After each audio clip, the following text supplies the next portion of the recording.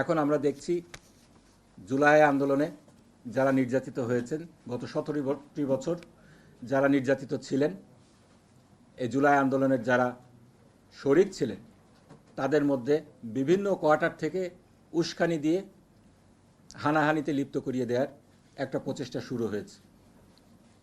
ফ্যাসিবাদের সাথে যারা যুক্ত ছিলেন অনেকেই বলছেন রিকনসিলিয়েশনের কথা। অবশ্যই রিকনসিলিয়েশন দরকার।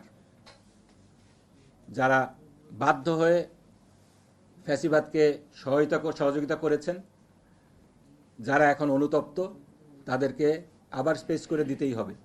কিন্তু এর প্রধান শর্ত হলো তাদেরকে গত 17টি বছর তারা যে অপরাধগুলো করেছে, বিশেষ করে শেষ সময়ে এসে ফ্যাসিবাদ যেভাবে নির্বিচারে সকলের উপরে, জনগণের উপরে চড়াও হয়েছিল। দুর্দান্ত সব ফিচার নিয়ে এলো ক্যাপ্টেন ভিক্টর বাইক। এতে রয়েছে শক্তিশালী রিচার্জেবল ব্যাটারি, ব্লুটুথ এবং এক্সাইটিং মিউজিক।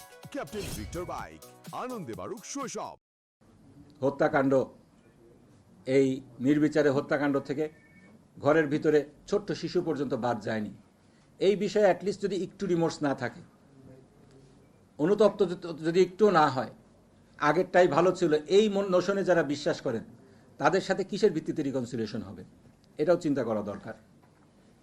পরিশেষে গণতন্ত্রকে প্রাতিষ্ঠানিক রূপ দেয়া আমাদের জুলাই পরবর্তী যে বাংলাদেশ আমরা পেতে চাই, স্বপ্ন দেখেছিলাম, সেইটার জন্য অত্যন্ত জরুরি। আমি আশা করব সকল পক্ষের শুভবুদ্ধির উদয় হবে, গণতন্ত্রকে আমরা প্রাতিষ্ঠানিক রূপ দিতে পারব। রাষ্ট্রের যে বিভিন্ন প্রতিষ্ঠানগুলো রয়েছে, এইগুলোকে জনগণের স্বার্থে আমরা সংস্কার করে এগুলোকে আমরা কার্যকর করব এবং জনগণ যেন এগুলো থেকে তাদের যেই সেবাটা রয়েছে, এই সেবাটা প্রকৃত সেবা লাভ করে।